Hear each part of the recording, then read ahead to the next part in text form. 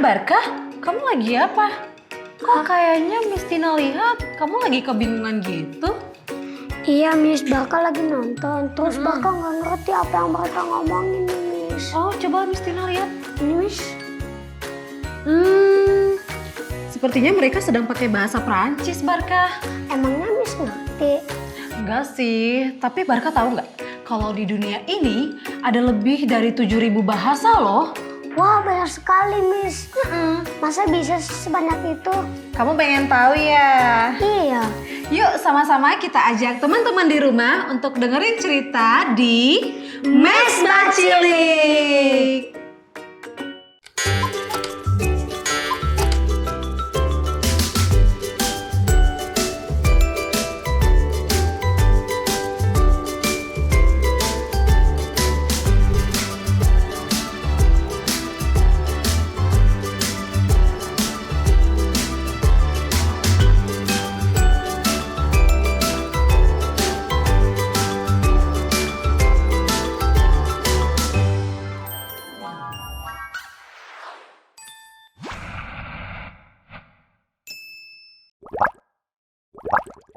Pernahkah Anda bertemu dengan seseorang dan tidak mengerti kata-kata yang mereka ucapkan? Itu bisa saja karena mereka berbicara dengan bahasa yang berbeda.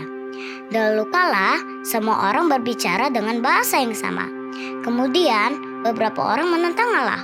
Hal itu mengubah semuanya.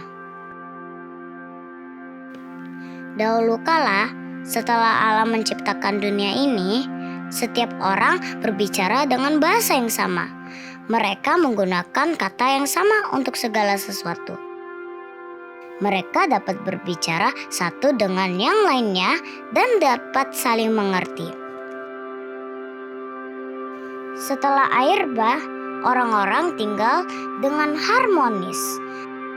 Orang-orang yang tidak bertuhan ini memutuskan untuk tinggal dalam damai di lembah Seniar.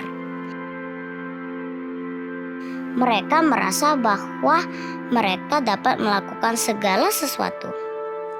Satu hari, seseorang berkata, "Marilah kita membangun sebuah menara. Kita akan menggunakannya untuk membangun sebuah menara yang puncaknya sampai ke langit." Seseorang berkata, "Orang-orang akan datang dan melihat menara kita, dan kita akan menjadi terkenal. Kita akan tinggal di dalam kota kita selamanya." Jadi mereka mulai mengumpulkan bahan yang dibutuhkan. Beberapa orang mencampur lumpur dan jerami dan membentuknya menjadi batu bata. Sepanjang hari, mereka bekerja keras. Mereka memindahkan ter dan batu batas dari satu pekerja ke pekerja lainnya. Sampai para tukang batu yang ada di puncak, segera menara menjadi tinggi dan semakin tinggi. Allah memperhatikan mereka membangun. Dia tidak suka. Pada saat penciptaan, dia telah mengatakan Adam dan Hawa, "Beranak dan cuculah dan penuhilah bumi." Tetapi mereka tidak sedang memenuhi bumi. Ini artinya dia ingin mereka memenuhi seluruh bumi dan tidak dalam satu tempat saja. Tetapi orang-orang di Seniar tidak mendengarkan Allah. Mereka mau melakukan perkara mereka saja. Mereka berpikir bahwa mereka lebih pintar dari Allah. Tetapi meskipun mereka tidak menuruti Allah, Dia tidak berhenti bersikap baik kepada mereka.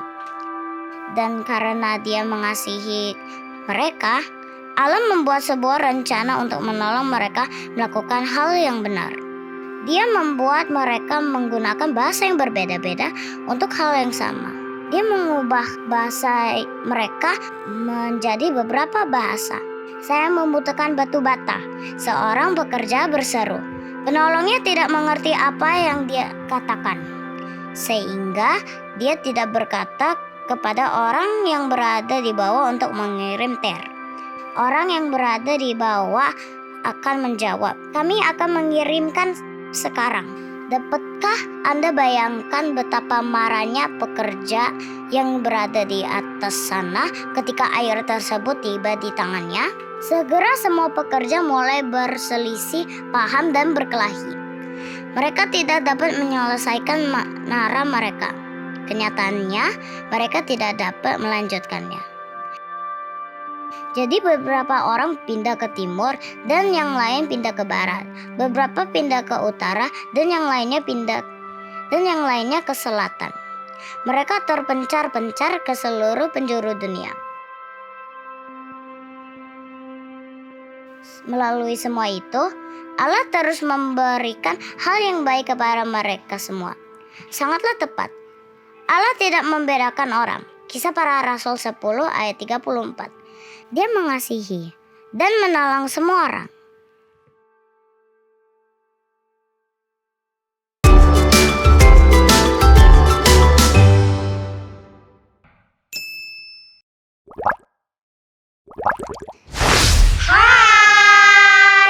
Kembali lagi dalam aksi cilik bersama Miss Tina, Jovanka, Barka.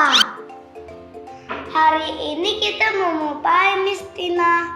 Hari ini kita mau melakukan sebuah eksperimen kecil nih teman-teman. Apakah kalian siap? Siap! Terus Miss sudah siapin bahan-bahannya? Tentu saja dong, Miss Tina sudah siapkan beberapa bahan nih.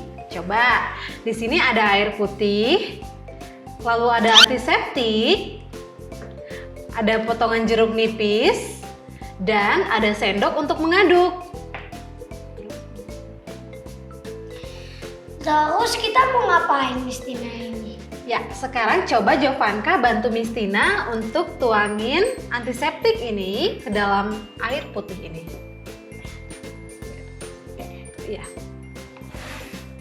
1, 2, 3. Coba lihat perubahan warnanya.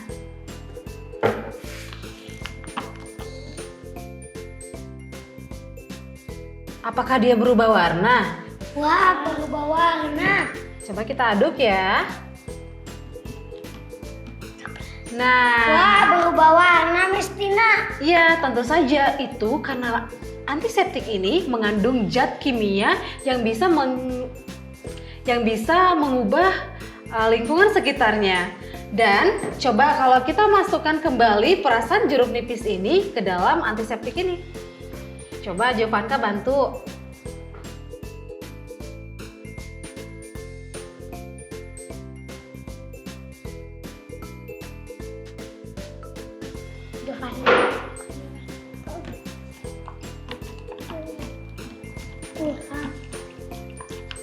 Pelan-pelan.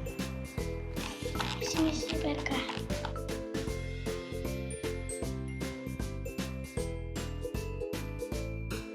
Ih, keras.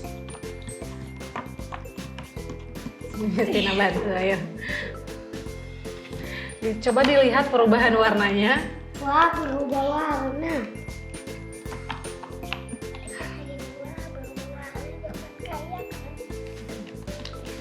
Jovanka ini berubah warna kan? Yang belum. Coba sekali lagi nih terakhir nih. Putih.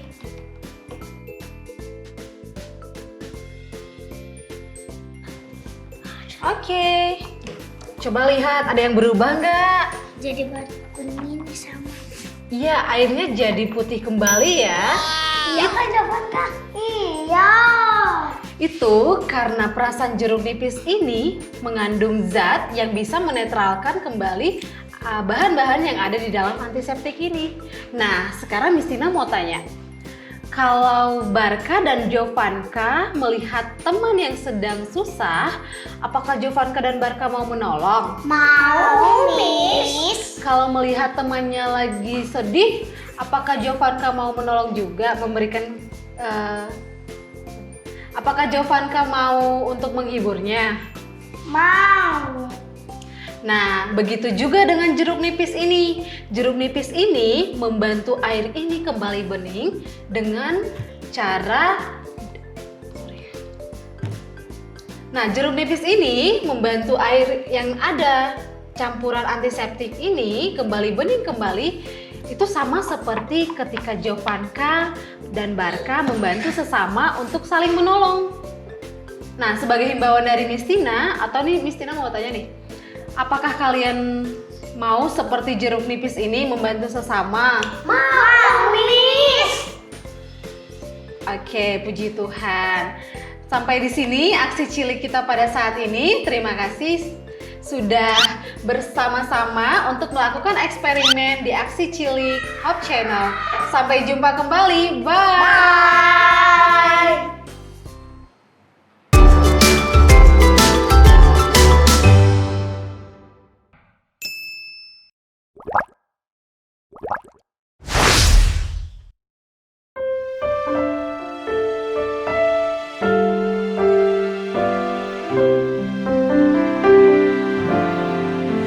Apa engkau susah dan penat?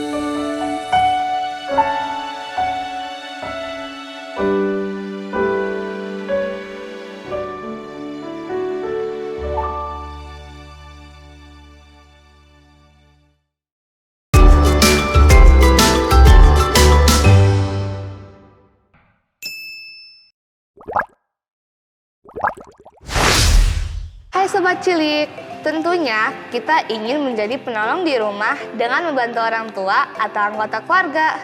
Tetapi menjadi penolong juga berarti menciptakan lingkungan yang lebih baik dan harmonis. Dengan saling membantu, kita bisa mengurangi beban pekerjaan rumah dan juga mempererat hubungan satu sama lain. Setiap orang dapat berkontribusi, tidak peduli seberapa kecil peran kita. Ada beberapa tips untuk membantu orang tua atau anggota keluarga. Tips yang pertama adalah memahami tugas-tugas harian di rumah. Kamu bisa mulai dengan membuat daftar tugas, seperti membereskan tempat tidur, mencuci piring, menyapu lantai, atau merapikan ruang tamu. Dengan mengetahui apa yang perlu dilakukan, kamu bisa lebih mudah membantu. Tips kedua, ada inisiatif. Kita tidak perlu menunggu orang untuk membantu kita. Contoh, setelah makan, kita bisa langsung mencucinya. Atau setelah kita melihat tong sampah kita penuh, kita dapat langsung membuangnya. Selanjutnya, bantu dengan tugas spesifik. Misalnya, kalau ada acara di keluarga yang akan datang, kamu bisa menawarkan diri untuk membantu menyiapkan makanan atau dekorasi.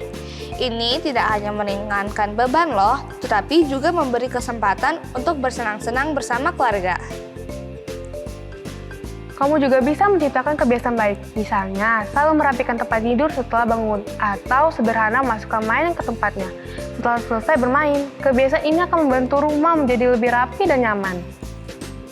Yang terakhir, penting untuk berkomunikasi.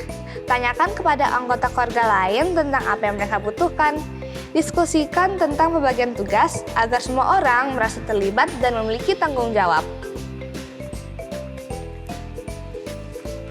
Jadi itu beberapa tips yang menjadi penolong kecil di rumah. Ingat, setiap kontribusi sekali apapun, walaupun itu kecil, itu sangat berharga. Mari ciptakan rumah yang lebih bahagia dengan bersama dan harmonis.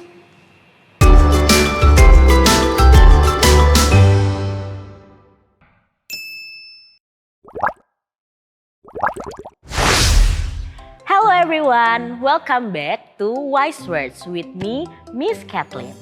Today we're going to talk about something very special, helping others. The word helping is spelled H-E-L-P-I-N-G,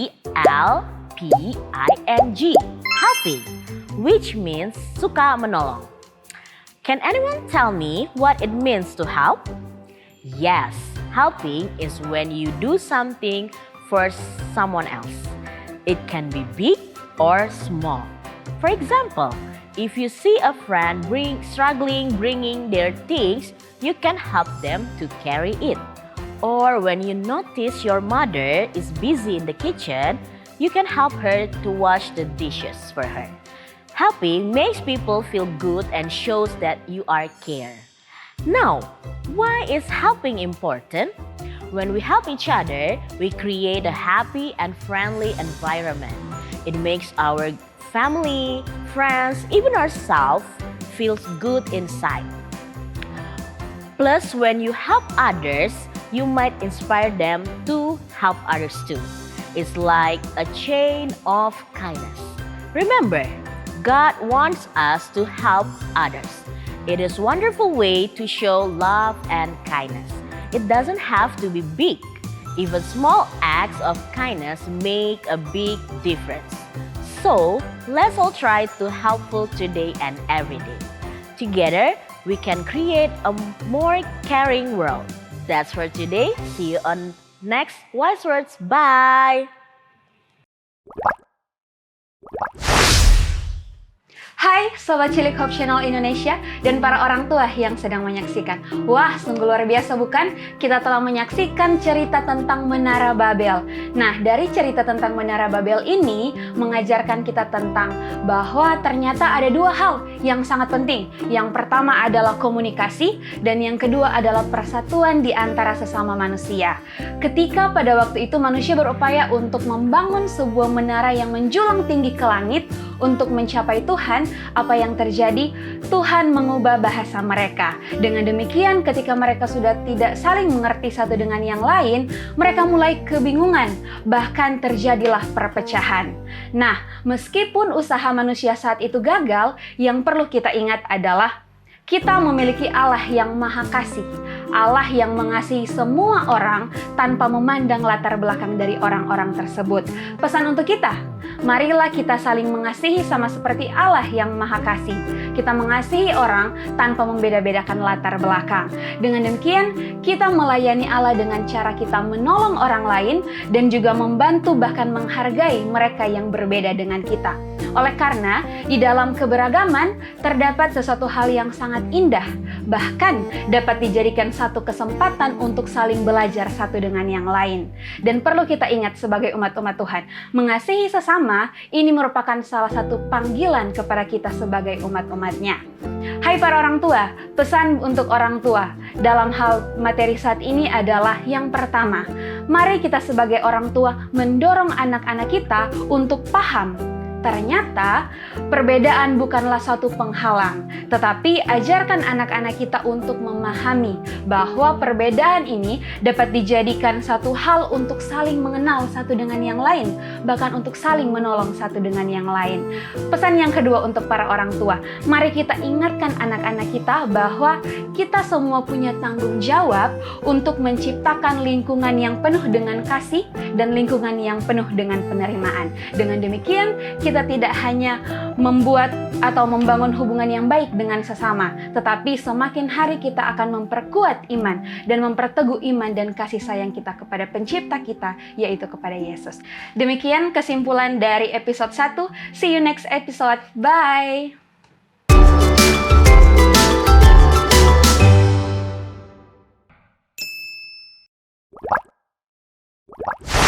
Pernahkah kamu ditolong oleh orang lain? Pernah. Waktu itu aku ditolong sama mbaknya teman aku.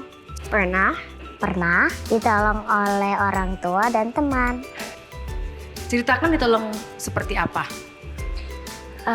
Pada waktu itu saya baru belajar bermain piano.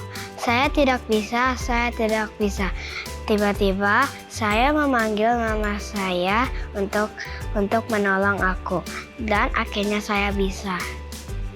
Jadi waktu itu saya demam berdarah. Orang tua saya kasih saya obat.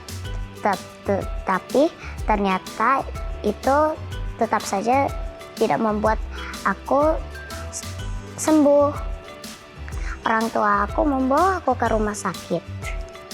Jadi 3 hari aku sudah sembuh. Jadi waktu itu aku mau main perosotan, tapi di dekat tangganya itu lagi ada banyak orang. Jadi akhirnya aku karena masih kecil, aku lewat perosotan yang naiknya. Habis itu aku jatuh ternyata dan akhirnya tangan aku patah. Untung di situ ada mbaknya teman aku yang ngeliat. Akhirnya aku dibawa ke kepala sekolah.